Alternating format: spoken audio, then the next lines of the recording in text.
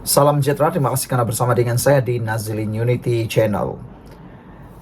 Pendedahan di mahkamah kali ini benar-benar mengejutkan Anda, saya, dan perlu Anda share kepada semua orang.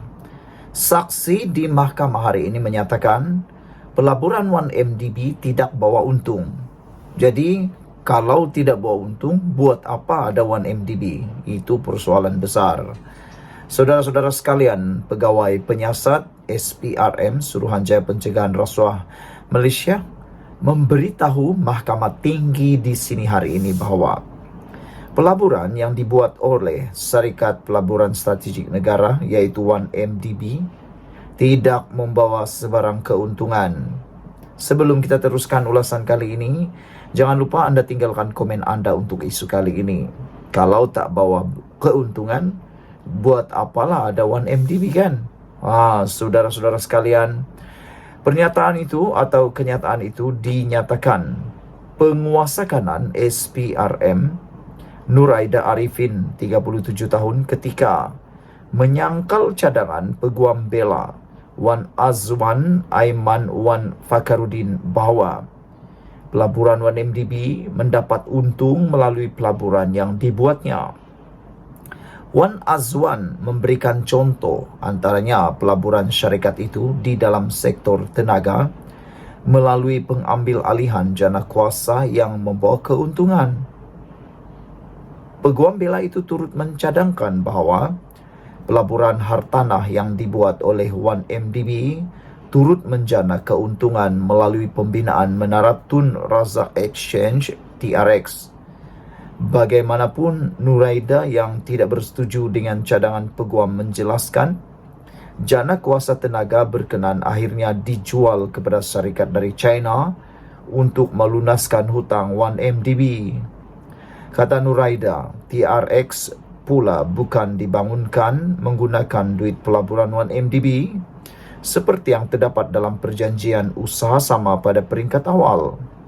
Sebaliknya, syarikat perlu mendapatkan pelaburan berasingan dengan mendapatkan syarikat lain untuk melabur bagi membangunkan menara terbabit.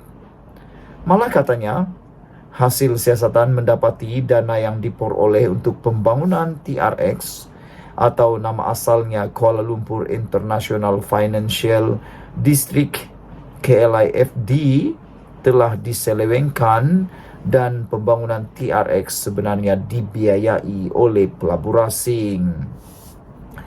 Pada prosiding hari ini, pembelaan selesai menyoal balas saksi penting pendakwaan itu selepas sesi soal balas berlangsung selama 16 hari.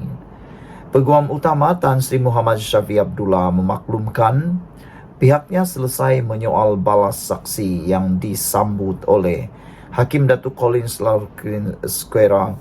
Ini suatu berita menggembirakan. Seterusnya, Nuraida diperiksa semula oleh Timbalan Pendakwa Raya Ahmad Akram Garib membabitkan dokumen bank melalui bantuan undang-undang bersama MLA dari Barbados, Singapura dan Hong Kong. Saksi itu berkata, beliau tersilap ketika mengemukakan salinan dokumen terbabit kepada mahkamah dan bukannya salinan asal kerana ia membabitkan dokumen terlalu banyak. Saksi turut menafikan mempunyai sebarang niat jahat.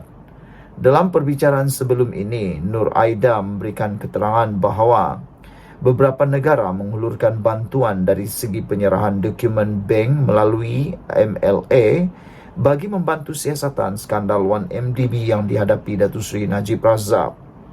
Nuraida berkata antaranya Switzerland, Barbados, Hong Kong dan Belanda. Bagaimanapun, saksi pendakwaan ke-49 itu berkata, keempat-empat negara tidak memberi sebarang jawapan atau maklum balas ketika beliau mengemukakan permohonan untuk merakam percakapan saksi bank melalui peguam negara pada tahun 2018 dan 2019. Nuraida memberikan keterangan terhadap Najib 70 tahun yang berdepan 4 pertuduhan iaitu menggunakan kedudukannya untuk memperoleh suapan RM2.3 bilion dana 1MDB dan 21 pertuduhan penggubahan wang haram membabitkan jumlah yang sama. Sekian dulu untuk kali ini. Jangan lupa tinggalkan komen Anda, tekan butang subscribe. Kita jumpa lagi. Salam sejahtera, terima kasih karena bersama dengan saya di Nazilin Unity Channel. Ini pengakuan paling mengejutkan daripada Najib Tun Razak berkaitan dengan wang 1MDB atau dalam kes 1MDB. Hari ini Najib sekali lagi mendakwa menyimpan derma Arab Saudi untuk pelan luar jangka. Wah, ini memang menarik dan luar biasa. Apa komen Anda tentang pengakuan Najib ini apabila beliau mendakwa menyimpan derma Arab Saudi untuk pelan luar jangka? Apakah pelan luar jangka yang dimaksudkan ini? Saudara-saudara sekalian, di Mahkamah Kuala Lumpur, Mahkamah Tinggi hari ini diberitahu Datuk Seri Najib Razak mendakwa menyimpan sejumlah wang dikatakan derma Arab Saudi sebagai pelan luar jangka jika timbul keperluan menghalang wakil rakyat BN dibeli pembangkang seperti yang berlaku pada 16 September tahun 2008. Perkara itu dinyatakan Najib ketika memberi keterangan kepada Suruhanjaya Pencegahan Rasuah Malaysia SPRM pada tahun 2018 dan kenyataan berkenan dibacakan Pegawai Penyiasat Penguasa Kanan SPRM Nur Aida Arifin ketika diperiksa semula oleh Timbalan Pendakwa Raya Ahmad Akram Garib. Melalui kenyataan dibacakan Nur Aida, Najib berkata, wang terbabit iaitu sebahagian daripada AS 681 juta dipulangkan semula sekitar penghujung tahun 2013 tetapi tidak secara terus kepada kerajaan Arab Saudi. Sebaliknya, dipulangkan menerusi syarikat Tanuri Finance Corp yang didakwa dimiliki oleh kerajaan negara Arab Asia Barat itu. Ketika itu kenyataan itu menyatakan Najib berkata, beliau terpaksa bersedia daripada segi kewangan walaupun tidak bersetuju dengan amalan berkenaan kerana tahu pihak pembangkang mencuba sekali lagi membeli wakil rakyat. Namun apabila tiada sebarang gerakan berlaku, Najib berkata, beliau berasakan perlu dipulangkan semula kepada pihak yang memasukkan dana berkenan ke akaunnya, iaitu Tanure selaku pihak yang dilantik oleh Arab Saudi. Melalui kenyataan saksi pendakwaan di mahkamah sebelum ini, Tanuri Finance dikatakan adalah syarikat dikawal sekutu ahli perniagaan dalam buruan Lo Teok Jo atau Jolo, iaitu Eric Tan Kim Long.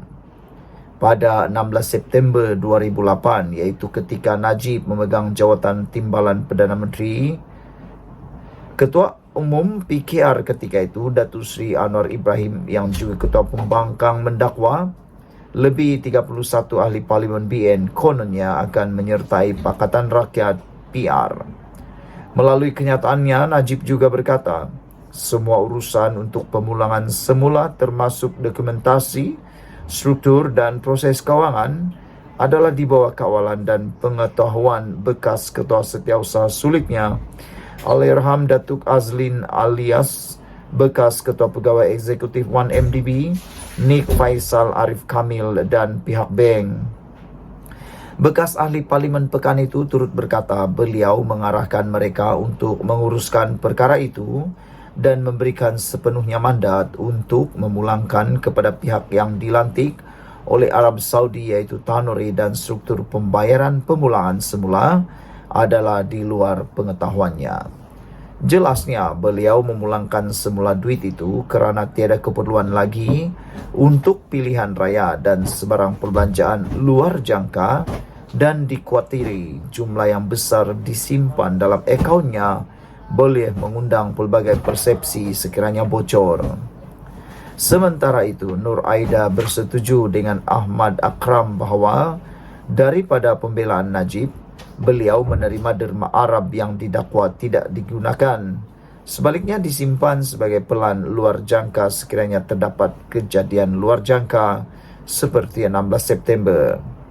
Apabila disoal adakah dana itu digunakan untuk kepentingan politik bekas Perdana Menteri itu, Nur Aida menjawab iya.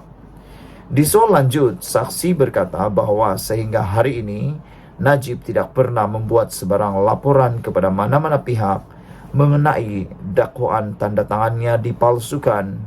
Seperti dibangkitkan pembelaan bahawa dokumen kelulusan pinjaman oleh 1MDB adalah berbeza seperti disalin dan ditampal.